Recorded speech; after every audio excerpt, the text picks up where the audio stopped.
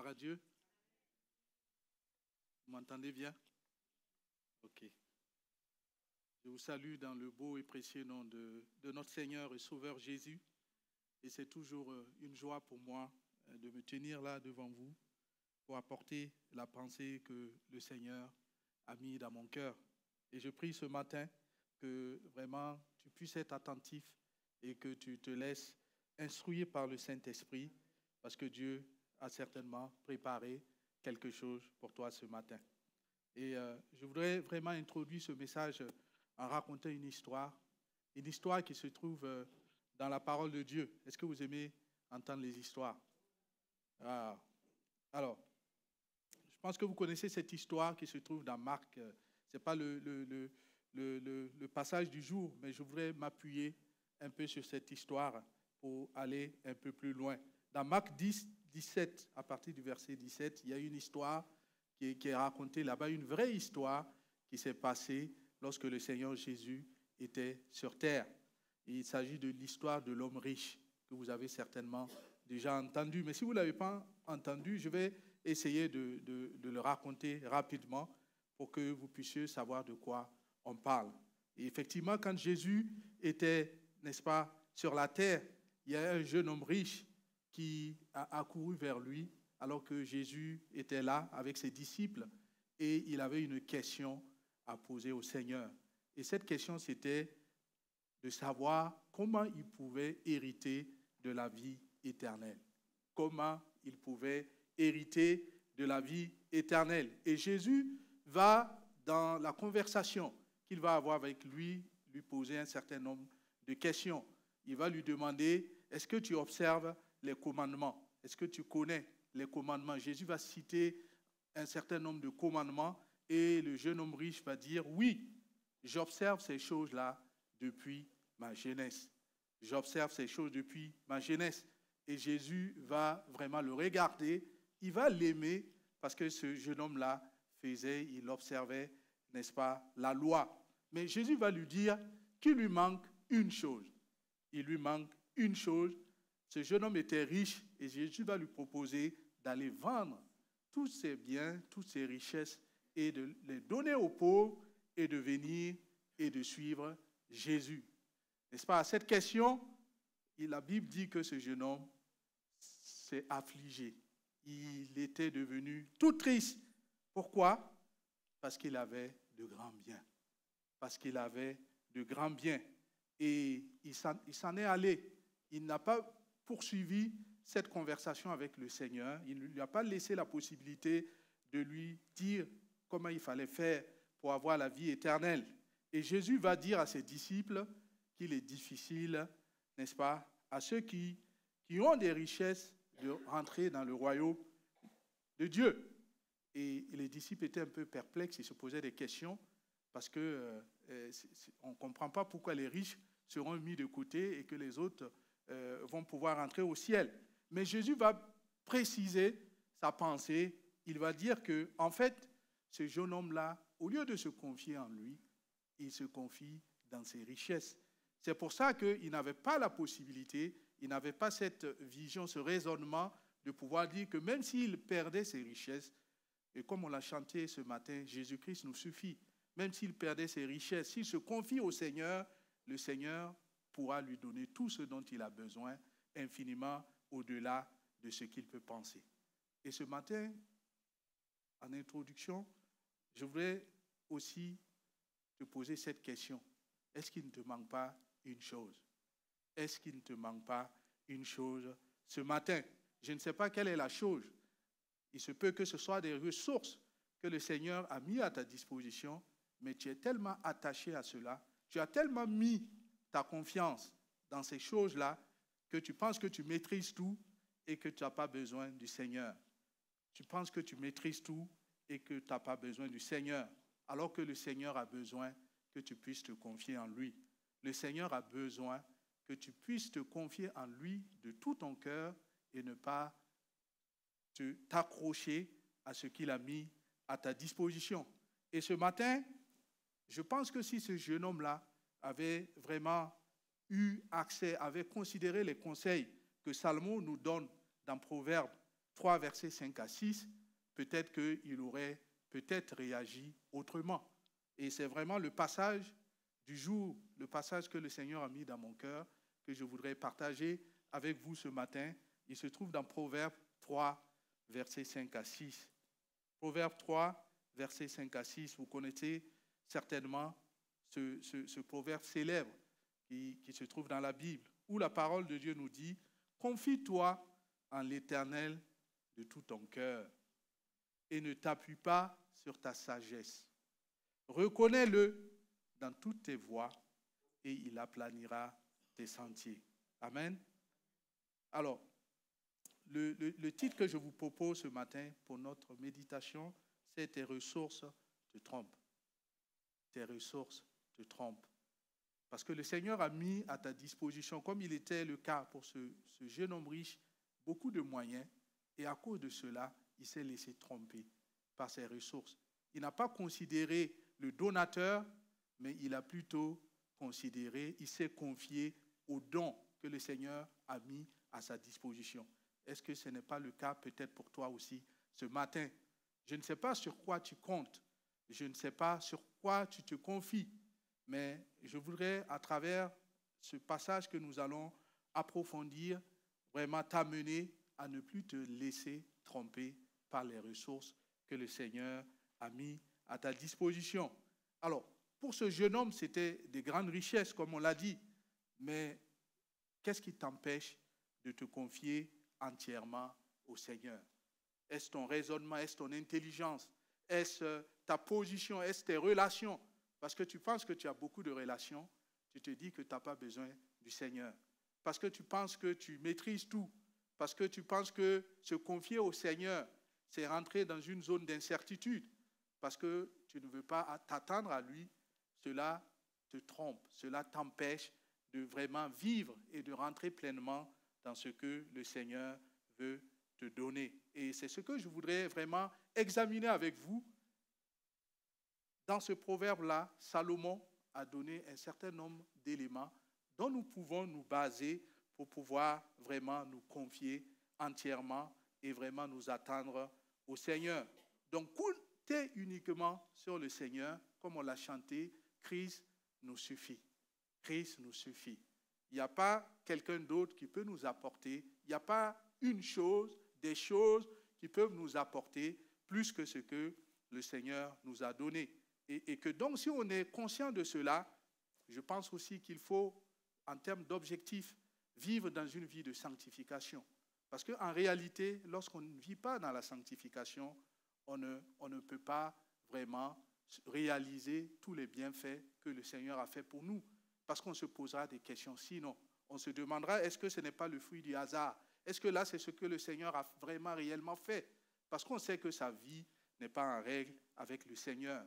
Et que lorsque on vit dans la sanctification et qu'on sait reconnaître ce que le Seigneur a fait pour nous, il va continuer de nous guider dans ses plans, il va continuer de nous amener vers le chemin qu'il a prévu pour nous. Alors, nous allons examiner 3 aspects, n'est-ce pas, par la suite. Le premier aspect que je voulais voir avec vous ce matin, c'est qu'il faut apprendre à se confier de tout cœur au Seigneur. Il faut apprendre à se confier de tout cœur au Seigneur. C'est ce que le proverbe nous dit dans la première partie. Et se confier au Seigneur, ce n'est pas quelque chose de naturel. Ce n'est pas quelque chose d'automatique. Ce n'est pas parce qu'on a donné sa vie au Seigneur que systématiquement, on va se confier à lui. On a besoin d'apprendre à se confier au Seigneur. Et la première chose qu'il faut considérer, c'est que Dieu est digne de confiance. Dieu est digne de confiance. N'est-ce pas? On met sa confiance en quelqu'un lorsqu'on sent qu'il est digne de notre confiance. À partir du moment où on sent que cette personne n'est plus digne de notre confiance parce qu'il nous a trahis, n'est-ce pas? On va lui retirer gentiment, n'est-ce pas, cette confiance qu'on lui a donnée. Mais la parole de Dieu nous dit que Dieu est un Dieu qui ne faillit jamais. Dieu est l'ami le plus précieux que l'on puisse avoir. Donc vraiment, il est important de réaliser, de se convaincre que Dieu est digne de confiance et qu'on peut lui abandonner tout, qu'on peut s'attendre à lui et lui, il sera toujours présent et il va répondre à nos attentes. Alors, Dieu aussi, lorsqu'on se confie en lui, on doit pouvoir se confier entièrement.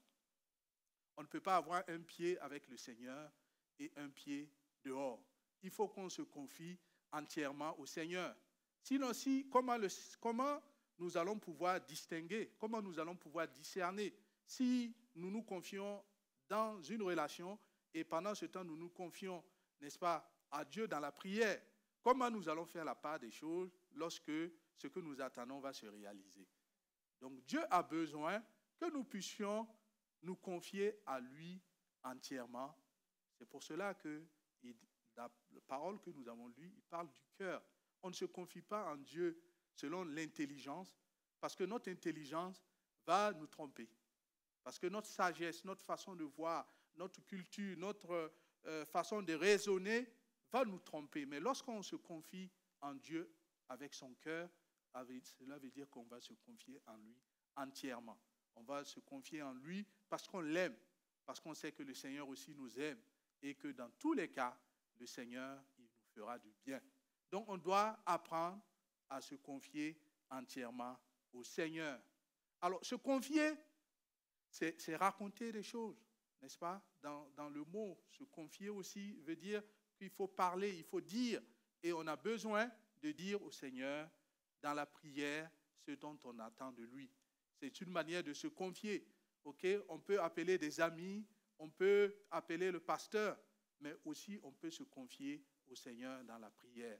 On peut lui apporter nos soucis, nos fardeaux. Et le Seigneur, qui est dans le lieu secret, il entend et il va nous trouver des solutions. Donc, il faut rechercher des solutions dans la prière. Lorsqu'on se confie en Dieu, il ne s'agit pas simplement de s'asseoir et puis dire qu'il y a telle chose, je m'attends au Seigneur, mais il va falloir rentrer dans la prière et pouvoir dire, Seigneur, j'ai tel aspect, j'ai telle situation, j'ai besoin que tu interviennes. Et c'est ce que le Seigneur attend de nous, que nous puissions nous confier en lui dans la prière. On peut se confier au Seigneur aussi à travers la lecture de la parole, parce que le Seigneur nous a laissé sa parole. Sa parole est la lumière, sa parole nous éclaire. Et on a besoin aussi de chercher des solutions dans la parole de Dieu. C'est une manière de se confier au Seigneur. Je disais tantôt qu'il faut déposer ses fardeaux. Souvent, on a des fardeaux et on les dépose. Mais quand on repart, on les reprend. Et c'est Dieu, du haut de son trône, il doit vraiment, on va dire, avoir pitié de nous. Parce que lui, il est prêt à prendre nos fardeaux, nous aider à les porter pour que ces fardeaux deviennent légers. Mais nous, on repart avec. Parce qu'on n'a pas confiance au Seigneur. En réalité, c'est le cas. On n'a pas confiance au Seigneur. On n'a pas confiance que le Seigneur est tellement bon qu'il peut nous pardonner malgré ce que nous avons fait. Quel que soit le degré de ce que nous avons fait, le Seigneur, il est fidèle et il peut réellement agir. Donc, il faut déposer ses fardeaux à ses pieds. C'est une manière de se confier entièrement au Seigneur.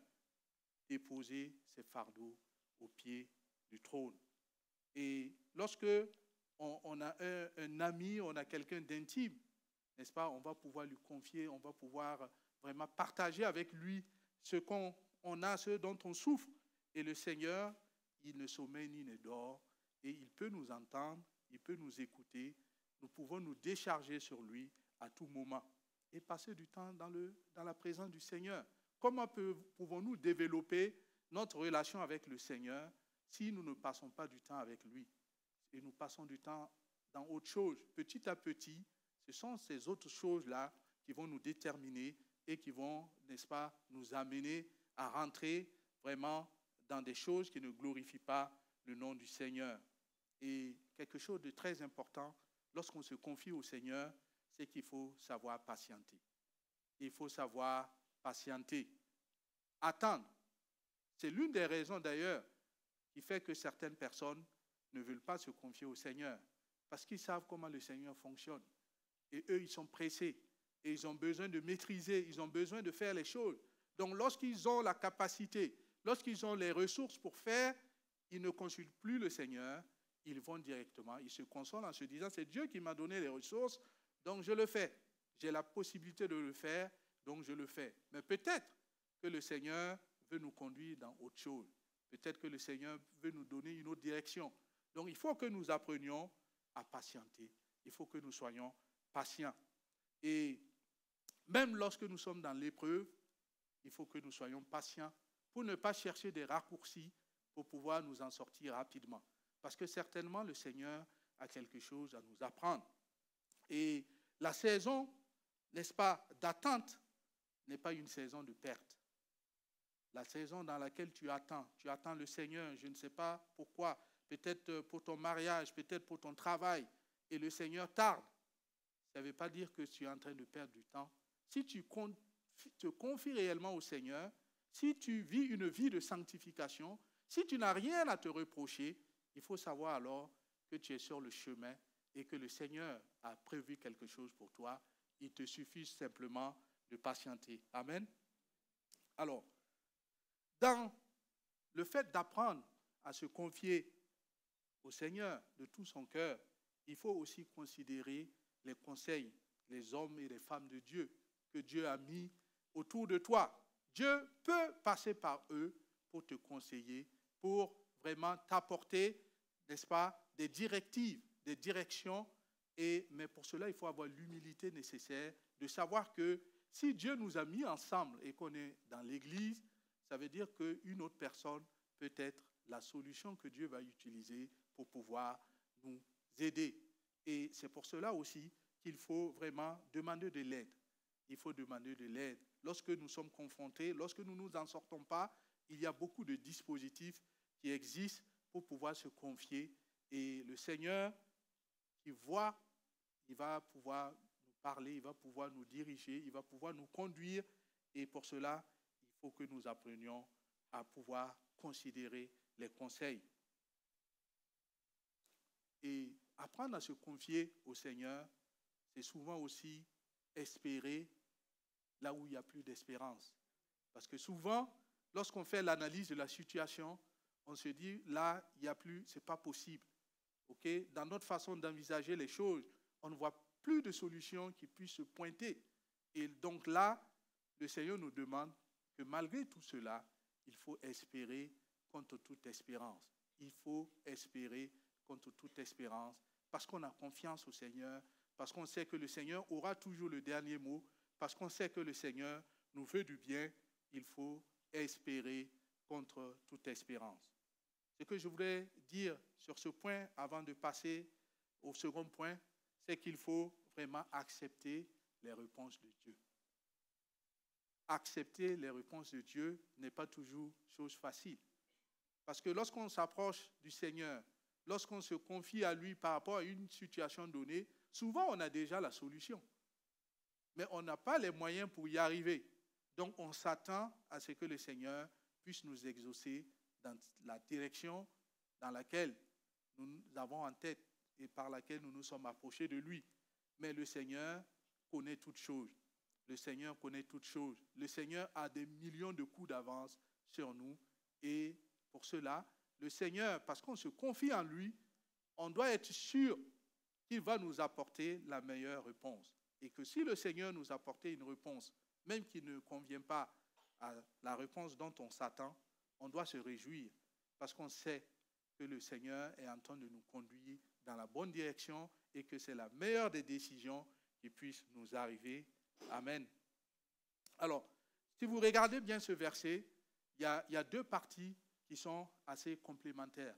La première partie, il est dit, confie-toi à l'Éternel de tout ton cœur et ne t'appuie pas sur ta sagesse. Et la deuxième partie va vraiment de pair, n'est-ce pas, avec le fait de se confier, c'est qu'il faut savoir reconnaître Dieu dans toutes nos voies. Il faut savoir reconnaître Dieu dans toutes nos voies. Lorsqu'on va voir quelqu'un qui nous aide, c'est souvent intéressant de lui dire que ce qu'il nous a donné, ce qu'il nous a conseillé, ça nous a permis de résoudre notre situation. Et le Seigneur aussi, il s'attend à ce que nous puissions identifier, n'est-ce pas, les choses qu'il a faites pour nous. Le Seigneur s'attend que nous puissions les identifier. Et pour les identifier, il faut d'abord tenir compte de lui. Dans certaines versions de ce passage-là, au lieu de reconnaître, il est dit tenir compte. Il faut que nous tenions compte du Seigneur. Si on se confie au Seigneur, mais lorsqu'il s'agit d'agir, parce que la vie ne se limite pas à se confier, et il faut ensuite agir, il faut ensuite vivre. Et si on n'applique pas ce que le Seigneur nous dit à travers sa parole, à travers ce qu'il nous a confié dans la prière, à travers ce qu'on a ressenti, à travers ce que le Saint-Esprit a mis dans notre cœur, il va de soi que rien ne va se passer. Il faut tenir compte de Dieu dans nos actions.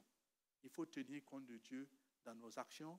C'est vraiment quelque chose que le chrétien véritable doit pouvoir vivre. La vie chrétienne, souvent, n'est pas compliquée. Souvent, on la rend compliquée. Si on suit les directives du Seigneur, si on marche pas à pas selon vraiment la parole de Dieu, on va toujours être sûr qu'on est sur le bon chemin et on ne va plus se poser beaucoup de questions. Une fois qu'on tient compte de Dieu, il est facile pour nous d'identifier que c'est Dieu qui nous a aidés. Il est facile pour nous d'identifier qu'on est sur le chemin.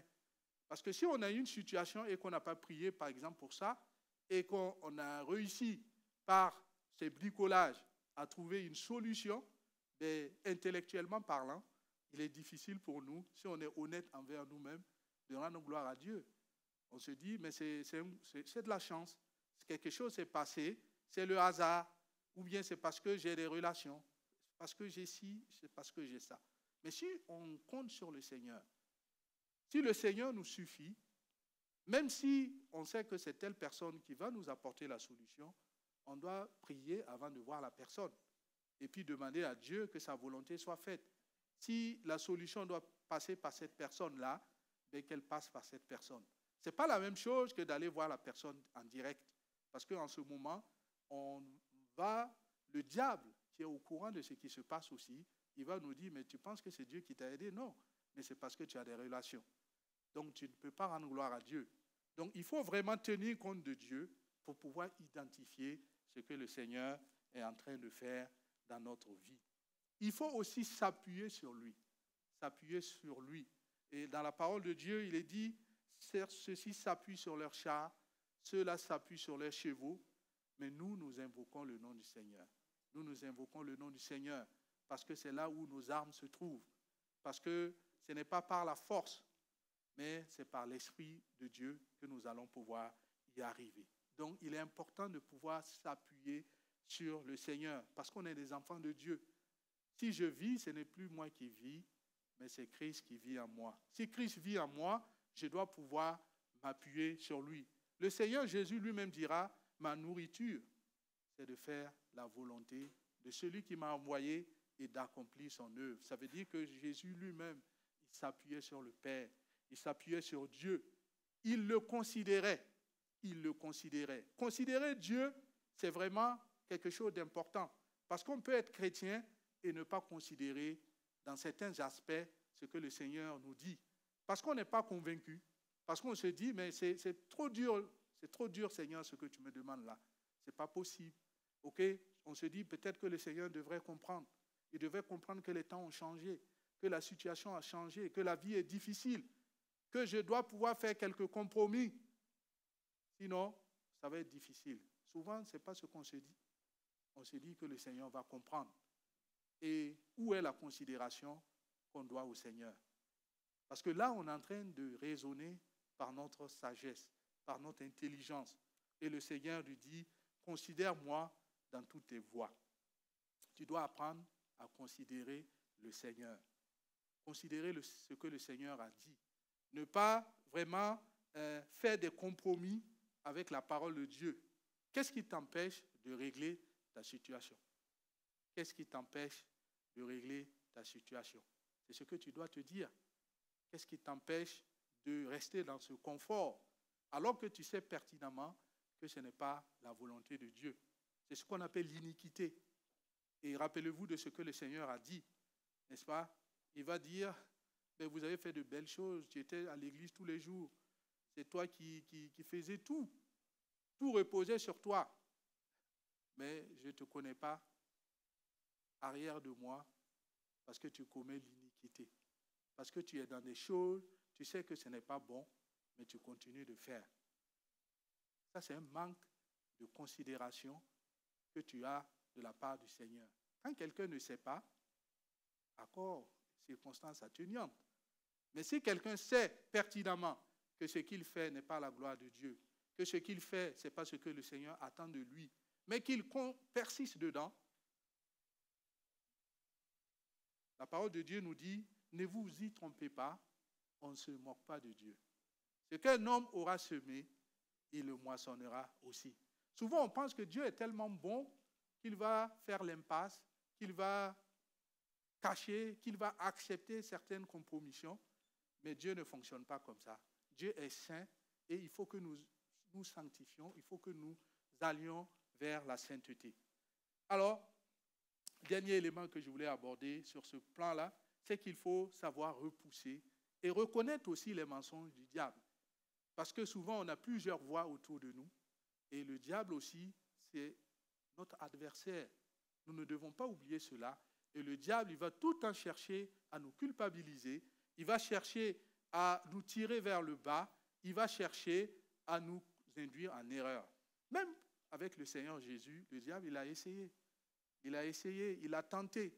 Mais à chaque fois, le Seigneur Jésus a utilisé l'épée, n'est-ce pas, de l'Esprit qui est la parole de Dieu, pour pouvoir déjouer les plans de l'ennemi.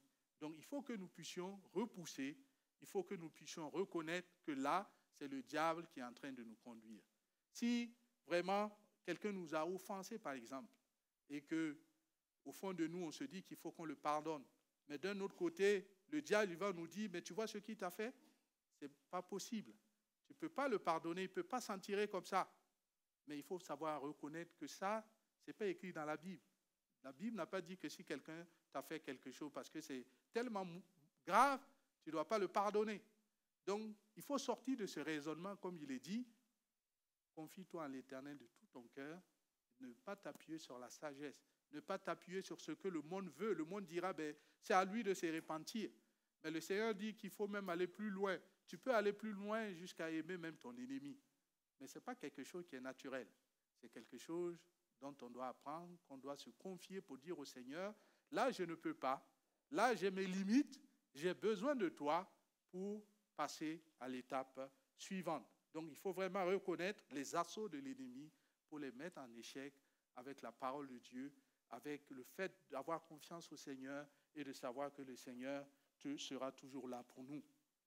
Alors, troisième élément, lorsque nous avons vu ce conseil dans Proverbe, le fait de se confier au Seigneur, on ne s'appuie pas sur sa sagesse, on le reconnaît, ça veut dire qu'on tient compte de lui, ça veut dire qu'on identifie ce que le Seigneur a fait.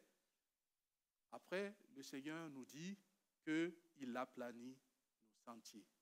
Il aplanit nos sentiers. C'est une vérité. La parole de Dieu est vraie. Il faut que nous puissions nous en convaincre. C'est pour ça que j'ai choisi le mot « se convaincre ». Il faut se convaincre. Parce que souvent, on n'a pas l'impression que Dieu aplanit notre sentier, n'est-ce pas? On n'a pas cette impression. Moi, en tout cas, ça m'arrive. Par rapport à une situation, je prie le Seigneur et ça va dans l'autre sens. Pourtant, le Seigneur, il est en train d'aplanir. Pourquoi il est en train d'aplanir? Parce que je me suis confié à lui, parce que je vis dans la sanctification, parce que j'ai tenu compte de lui en le consultant, mais pour autant, ça va dans le mauvais sens, selon moi. Mais est-ce que ça veut dire que ça va dans le mauvais sens, selon le Seigneur? Là est la bonne question que nous devons nous poser. Il faut se convaincre que Dieu aplanit vraiment nos sentiers. Et pour cela, il faut vivre dans la sanctification. Parce que si on ne vit pas dans la sanctification, ben, on n'est pas sûr.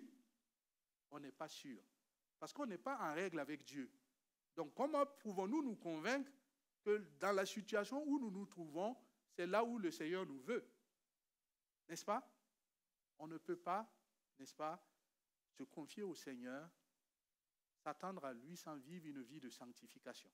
Il faut que nous apprenions à mettre notre vie en règle. Ça ne veut pas dire qu'on ne va pas offenser le Seigneur. Ça ne veut pas dire qu'on ne va pas pécher. Mais on va tout le temps revenir au Père pour demander pardon, pour vraiment nous repentir et pour pouvoir repartir avec lui. Garder la foi. L'attente n'est pas facile. Pour moi, souvent, la vie chrétienne, la difficulté de la vie chrétienne, c'est la foi, c'est l'attente. C'est l'attente.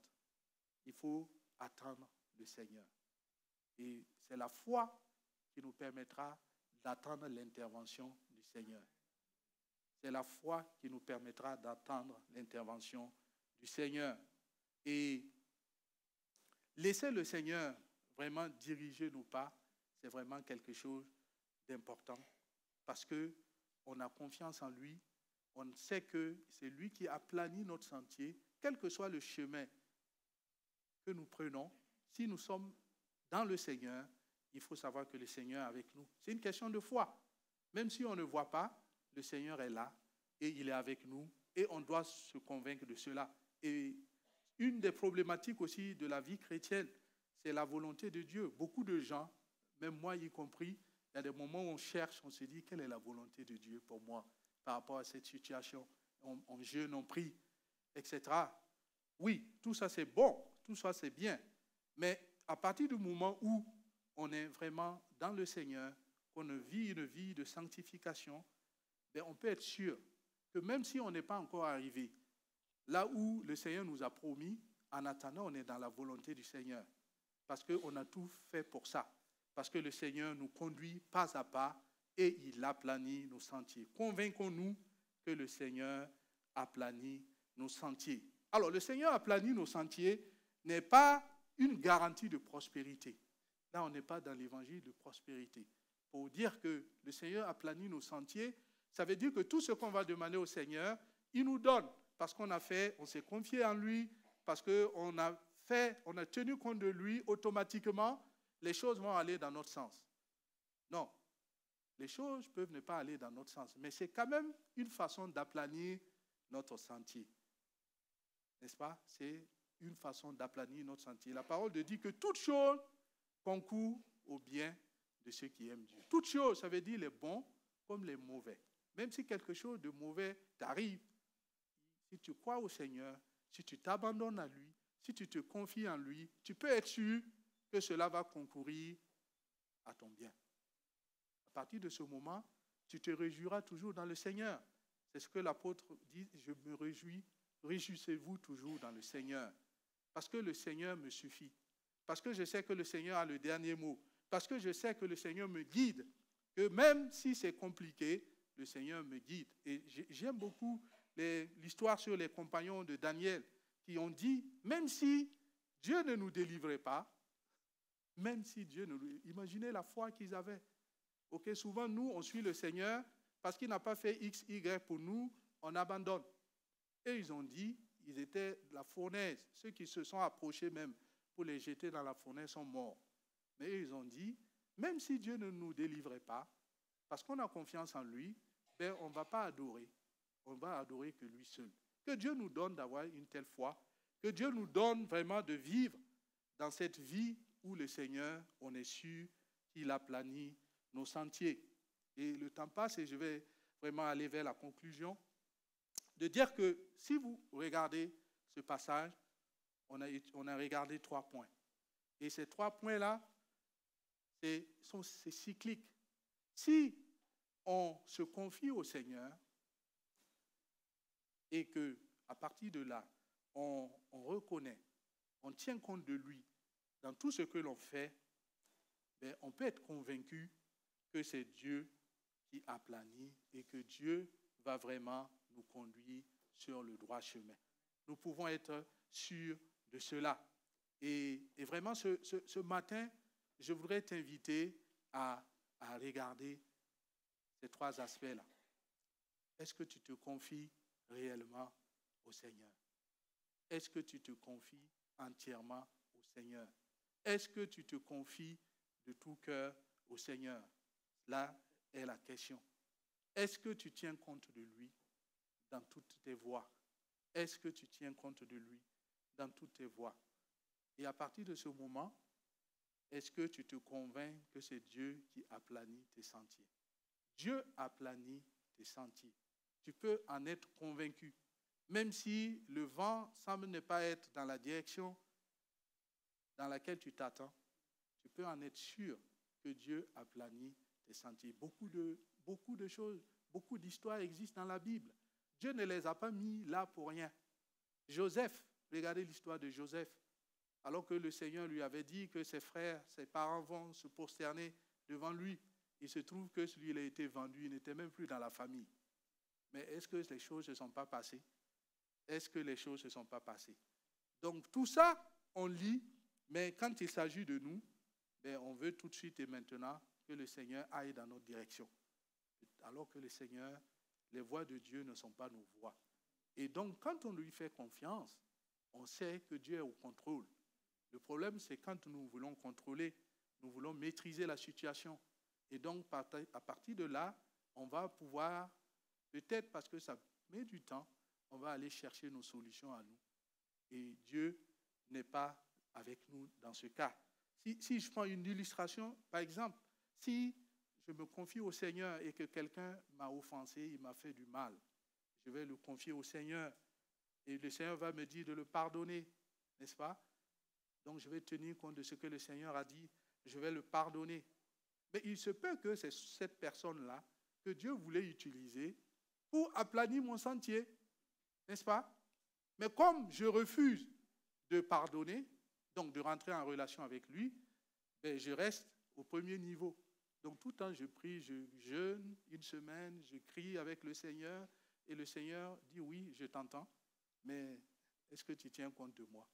Est-ce que tu considères ce que j'ai dit? Et à partir du moment où je fais cela, je rentre en règle avec le Seigneur, la situation va se débloquer. Mais tant que je ne considère pas, tant que je ne tiens pas compte de Dieu, malgré le fait que je prie, ça reste bloqué. Confie-toi en Dieu de tout ton cœur et il aplanira tes sentiers. Et je vais inviter le groupe de louanges à venir et on va terminer par ce chant et ensuite on va prier parce qu'il est important de vraiment se positionner par rapport à ce qu'on a entendu ce matin, de se positionner pour vraiment se confier entièrement au Seigneur. Le problème, ce n'est pas que tu respectes les commandements. Comme le jeune homme riche qu'on a vu, il faisait tout, il faisait les choses comme ce que Dieu demandait de faire dans sa parole. Pour autant, il ne se confiait pas entièrement au Seigneur. Ces ressources que le Seigneur avait mises à sa disposition le trompaient grandement. Et vraiment ce matin, si c'est ton cas, je voudrais t'inviter à ne plus te laisser tromper par tes ressources. Et vraiment, on veut chanter ce chant qui dit « J'irai, je n'ai que toi. Je n'ai que toi. » Et pendant que le groupe de louanges nous amène dans ce chant-là, que chacun puisse regarder, est-ce que dans tous les aspects de sa vie, il n'a que le Seigneur? Est-ce qu'il a autre chose sur lequel il compte? Ou est-ce qu'il compte réellement sur le Seigneur? J'irai, je n'ai que toi. J'irai, je n'ai que toi. Bienvenue à l'église La Porte. Nous aspirons tous à une vie meilleure et à la paix intérieure. Mais nos souffrances passées, même en tant que chrétiens, freinent souvent cette quête personnelle. Notre église veut être cette église hôpital, centrée sur Jésus pour soigner, équiper et faire des disciples épanouis. Sa mission, centrée sur Jésus, vise à impacter chaque individu de tout âge au service de Dieu. Aujourd'hui, nous soignons déjà par des initiatives comme Libère ton identité, des ateliers sur la parentalité ou contre les violences sexuelles. Nous accompagnons chaque personne en les équipant et les formant pour qu'elles deviennent et forment des disciples. Notre grand défi est de développer notre vision d'église hôpital en implantant de nouvelles églises hôpitaux. Dès 2025, pour que plus de personnes puissent profiter de nos ressources, nous sommes très heureux de vous annoncer notre projet d'implantation église hôpital à Courbevoie.